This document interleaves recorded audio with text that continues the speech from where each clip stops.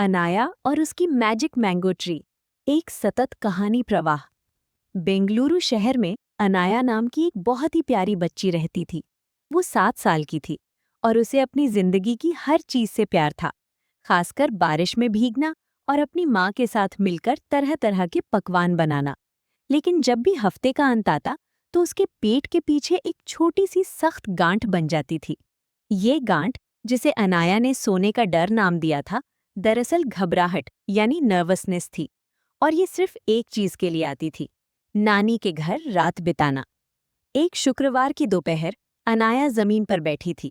वो अपने रोएदार नीले खरगोश कुल्फी को एक पेंसिल अपनी नाक पर टिकाना सिखाने की कोशिश कर रही थी। उसकी माँ काव्या ने धीरे से उसके पसंदीदा पजामे मोड़ते हुए कहा, बेटा, स्कूल के बाद हम नानी के घर जा रहे हैं। देखो, तुम्हारी यूनिकॉर्न वाले पजामे पैक हो गए। अनाया ने तुरंत पेंसिल गिरा दी। अनाया ने फुसफुसाते हुए पूछा, माँ, मैं जाना तो चाहती हूँ, पर अगर मैं भूल गई कि हमारे घर की आवाजें कैसी लगती हैं? हमारी छत का पंखा चलने से पहले एक हल्की क्लिक व्हिर की आवाज करता है और दरवाजा एक खास आवाज में चरमराता है। नानी के घर पर ऐसी आवाजें नहीं हैं। काव्या, जो जानती थी कि अनाया का It's all डर right, नानी my से नहीं dear. बल्कि अनजानी चीजों से, घुटनों के बल बैठ गईं। उन्होंने अनाया को गले लगाया और प्यार से समझाया, मेरी जान, नानी का घर भी तुम्हारा ही घर है। और तुम्हें पता है ना, नानी के घर पर एक बहुत खास चीज है जो हमारे घर पर नहीं है। एक चीज जो सारी खुशियों और आवाजों को अपने अंदर छिपा कर रखती है। अनाया ने बड़ी बड़ी आंखों से पूछा, वो क्या है माँ? वो है जादुई आम का पेड़, काव्या ने मुस्कुराते हुए कहा। वो सिर्फ तुम्हारे लिए इंतजार कर रहा है। नानी के घर का रास्ता लंबा लगा, लेकिन जैसे ही वे शांत हरी भरी सड़क पर पहुंचे, नानी को देखकर अनाया का डर थोड़ा कम हो गया। नानी घर के बाहर खड़ी थीं। उनके माथे पर कुमकुम का टीका लगा था और उनके चेहरे पर एक ऐसी मुस्कान थी जैसी चंदन और साफ कपड़े जैसी महक रही हो। नानी ने अनाया को गले लगाया और कहा, आहा, मेरी छोटी तितली आ गई। जल्दी आओ, जल्दी आओ। मैं अपनी सहायिका का इंतजार कर रही हूँ। आज रात के खाने से पहले हमें बहुत काम करना है। शाम का समय खुशी खुशी बीत गया। नानी की रसोई हमेशा की तरह खुशनुमा थी। वहाँ फिल्टर कॉफी और ताज़े पिसे हुए मसालों की खुशबू भरी थी। नानी ने अनाया को एक छोटा सा सिलबट्टा दिया। अनाया, मेरी प्यारी, क्या तुम आज रात की दाल के लिए मसाले पीसने में मेरी मदद करोगी? हमें इसमें थोड़ा प्यार और बहुत सारा धैर्य मिलाना है। अनाया ने उत्सुकता से मसाले पीसे, मटर छीले और नारियल की बर्फी के लिए नारियल कद्दूकस किया। वो नानी के साथ मिलकर पुराने हिंदी फिल्मी गीत गुनगुना रही थी और काम में इतनी खो गई थी कि उसे अपनी घबराहट को याद करने का समय ही नहीं मिला। रात के खाने के बाद, जिसे सबने जमीन पर बैठकर खाया, नानी ने अनाया को पीछे आंगन में ले गई। आंगन में सबसे आगे खड़ा था वो बड़ा पुराना आम का पेड़। उसका मोटा तना उम्र के साथ खुरदुरा हो गया था और उसकी शाखाएं बड़े स्वागत करने वाले हाथों की तरह फैली हुई थीं। अनाया ने फुसफुसाते हुए पूछा, नानी, अब रहस्य बताओ। नानी ने अनाया का छोटा हाथ पकड़ा और उसे पेड़ की छाल पर रख दिया। ये पेड़, प्यारी, इस घर के रहस्यों का रखवाला है। ये है जादुई आम का पेड़। ये तो एक साधारण पेड़ जैसा दिखता है, अनाया ने संदेह से देखा। ओ, लेकिन ये साधारण नहीं है। नानी ने पेड़ को प्यार से थपथपाया।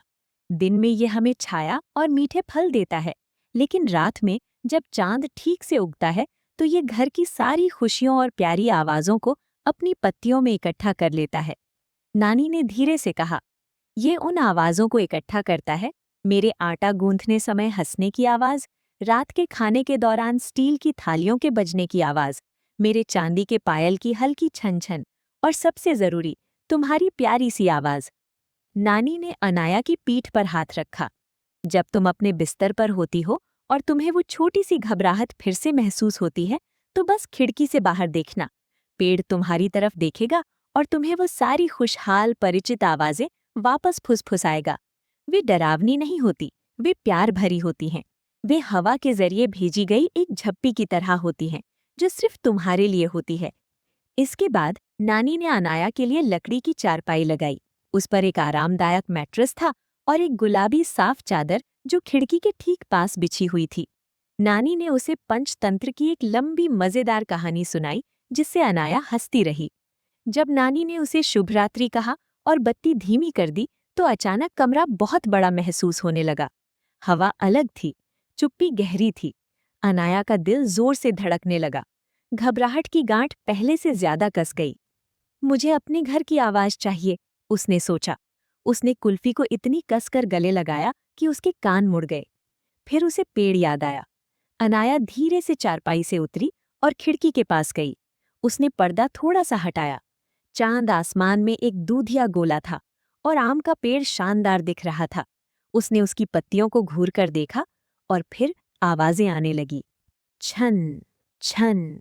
ये नानी के चांदी के पायल की हल्की आवाज थी जब वे धीरे से रसोई में पानी लेने गई। सिस्ल क्रैकल। रसोई से एक हल्की धीमी आवाज। तेल अभी भी पैन में ठंडा हो रहा था जहां पूड़ियां तली गई थीं। Whoosh whoosh. पंखे की आवाज जो अब अजीब नहीं लग रही थी। ये एक बड़ी शांत चिड़िया की तरह लग रही थी जो रात की हवा को धीरे से सहला रही थी। और फिर वो आवाज जिसने उसे पूरी तरह से शांत कर दिया। एक धीमी लयबद्ध गुनगुनाने की आवाज। ये नानी थी जो अपने बिस्तर पर थी लेकिन धीरे से वही प्यारी लोरी गुनगुना रही थी जो वे हमेशा अनाया को सुनाती थी।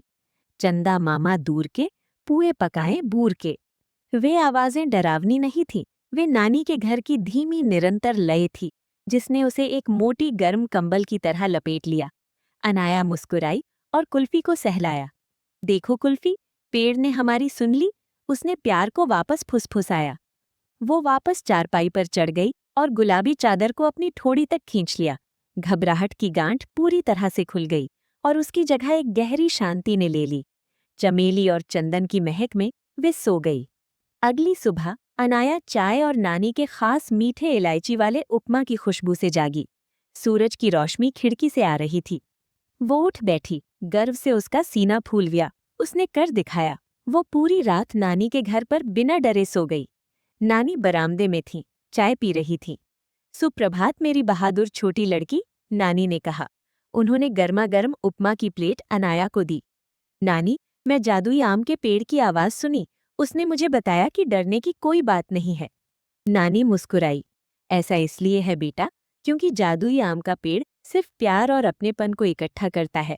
वे तुम्हें बता रहा था कि तुम बहुत प्यारी हो और ये घर अपनी सारी नई आवाजों के साथ वो जगह है जहां तुम पूरी तरह से सुरक्षित हो। अनाया ने उपमा का एक बड़ा निवाला लिया। नानी, मुझे लगता है कि अब मेरा दिल इतना बड़ा हो गया है कि मैं घर वापस जाने पर भी पेड़ के जादू को अपने अंदर रख सकती हूँ। नानी ने उसके गाल पर थपकी दी। वो जादू हमेशा से तुम्हारे अंदर था प्यारी। पेड़ ने बस तुम्हें अपने बहादुर दिल की आवाज सुनना सिखाया। अनाया जानती थी कि वो सिर्फ कुल्फी और पजामे के साथ वापस नहीं जा रही, वो अपने साथ एक खास रहस्य ले जा रही थी। ये ज्ञान कि वो कहीं भी सोए, वो हमेशा प्यार और अपनेपन की आरामदायक आवाज़ों से घिरी रहेगी। और वो अब अपनी अगली स्लीप ओवर का इंतजार नहीं कर पा रही थी।